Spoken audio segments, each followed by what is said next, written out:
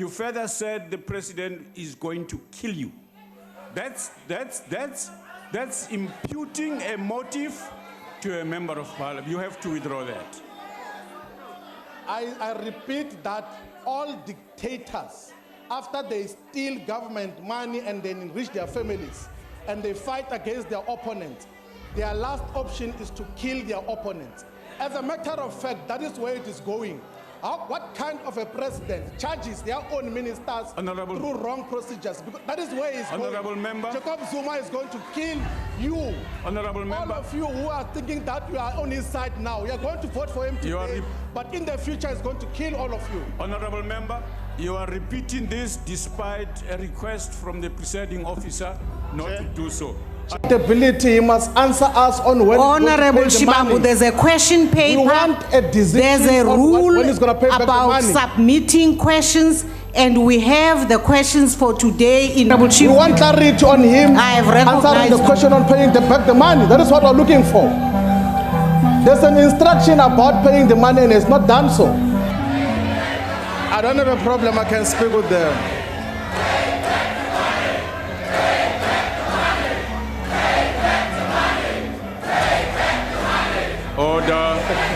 Order, honorable members, order. Let them, they can do that, Speaker. Order, honorable members. I will be able to speak even if they do that. Honorable Sit down, member. commissars will be able to handle this, don't worry.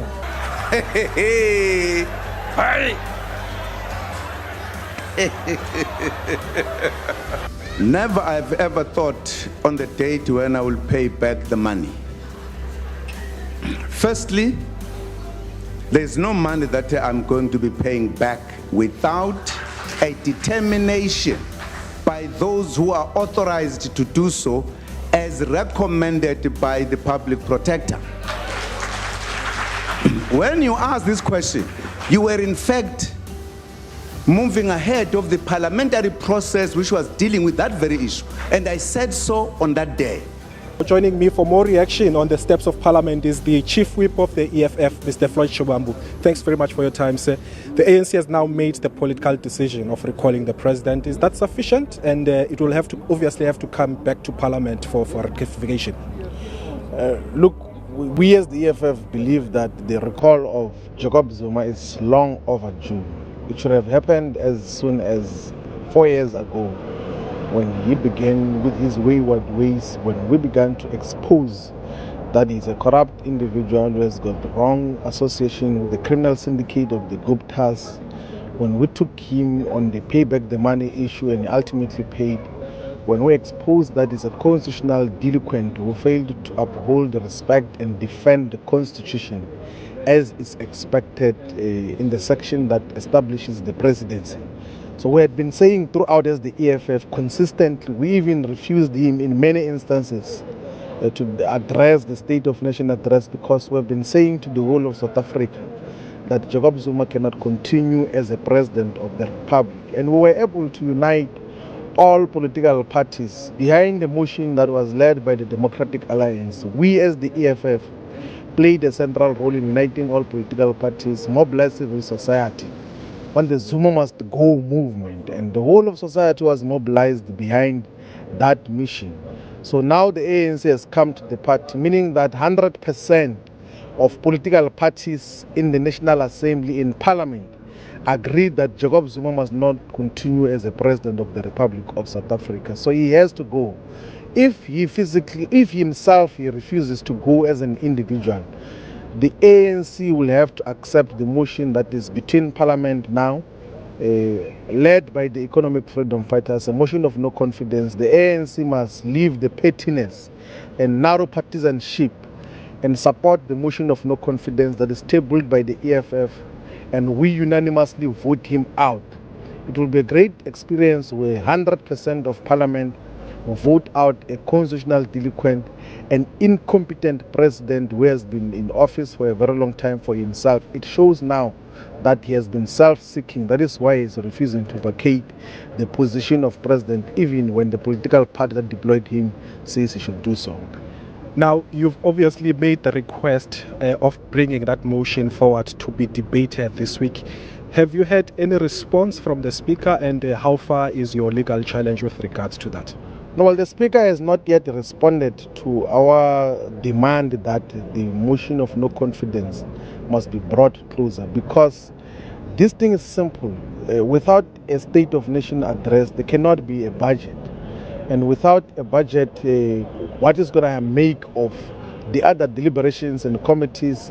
How are we going to allocate the resources here in society? So we have demanded that let us start with the motion of no confidence, get rid of Jacob Zuma, and then the ANC, because they've won the 2014 general elections, must elect whoever they want to put as a president.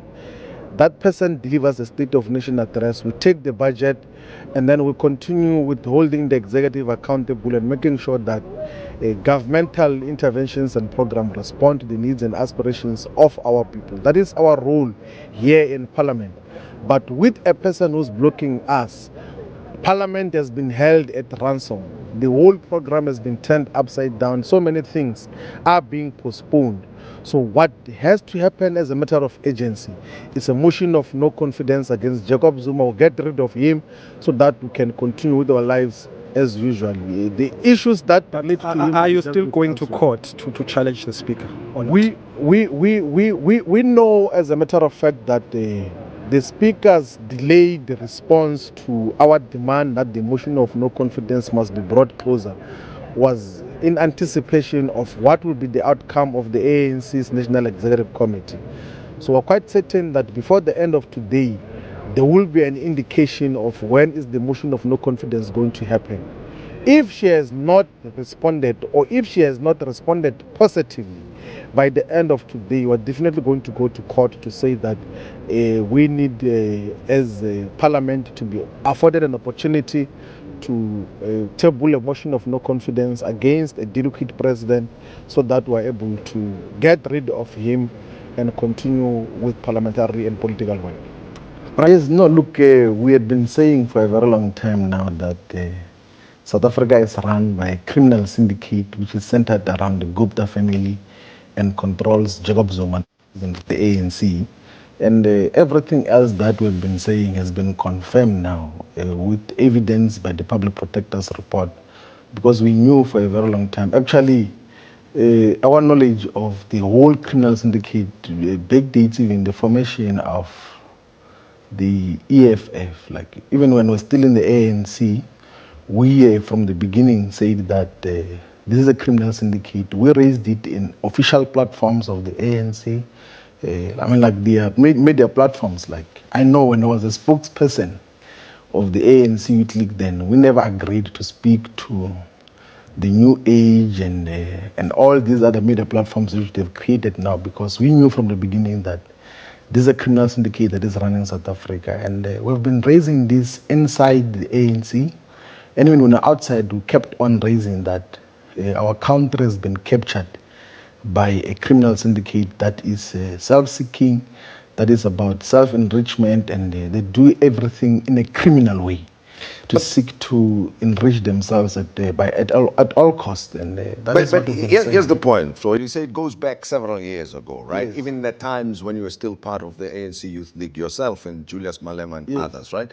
But the ANC has not raised this matter or has not been forceful in trying to deal with it as compared to yourselves. Why is that? And look, like a bigger number of the ANC leadership has been captured and is controlled by the whole Gupta criminal syndicate, and they are afraid to speak openly about it. And actually, it's a reality that defines the ANC. Like the headquarters of the ANC in reality are in Saxon World.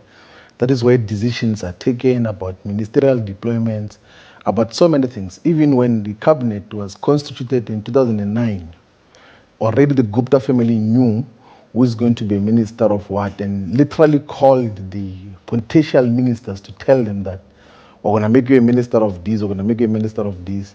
We spoke about it then that, for instance, Fikile Mbalula, that he was going to be appointed as a minister of sports when there was a change at that time. And he then denied it publicly.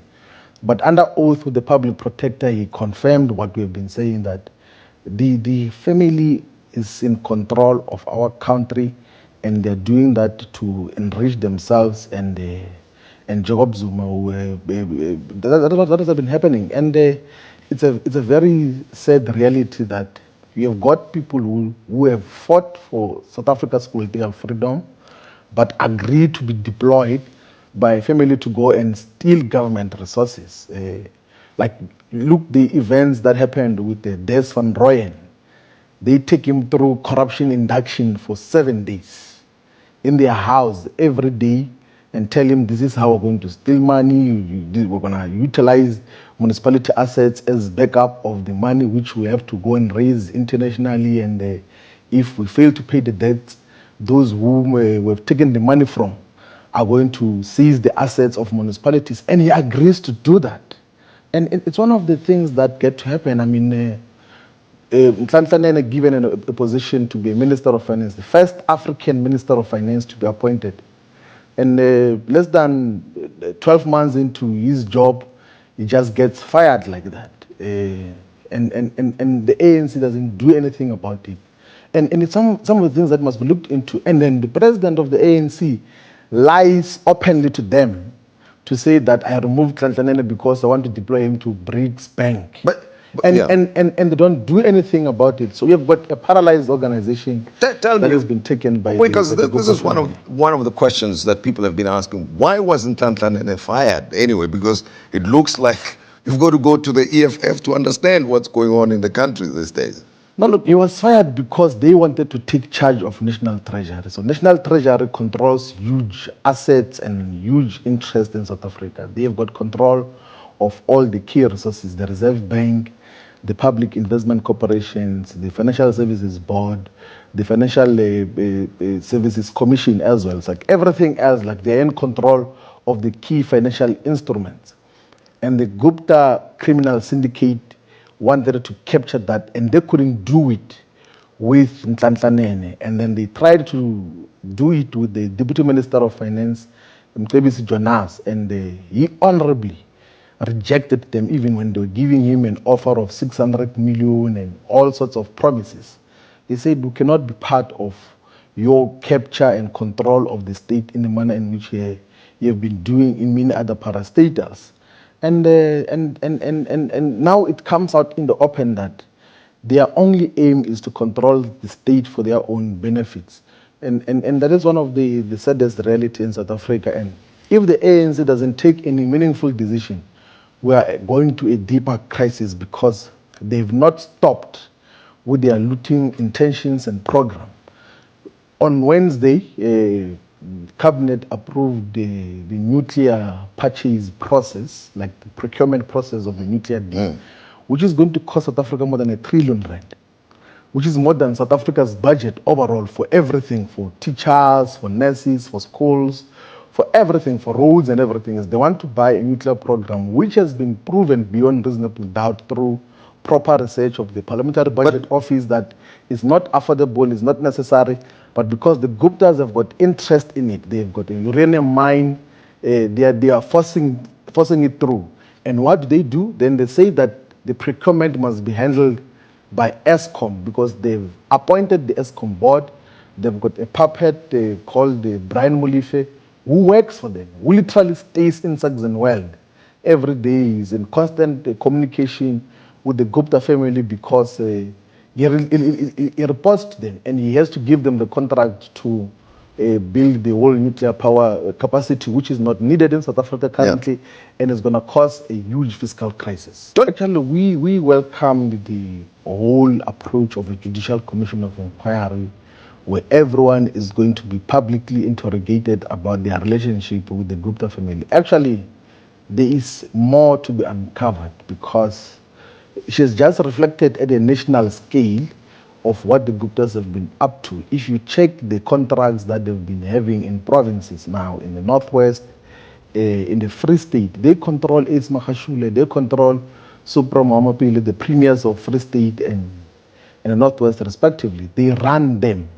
Like it's their boys, like whom they send around to go and steal state resources on their behalf. So there's a lot which is still going to be uncovered of a criminal syndicate which has got a web of influence virtually everywhere. And then their plan was now to move into municipalities to take key assets in the municipalities for their own enrichment. And actually, one of the things which we have not said publicly, Accountability must answer us on when. Honorable Shibambu, there's a question paper. You want a There's a rule when is gonna pay back the about money? submit. Never I've ever thought on the date when I will pay back the money. Few years later. I've decided not to renew the membership of the EFF because I will join and participate in Umkhonto Wesizwe Party.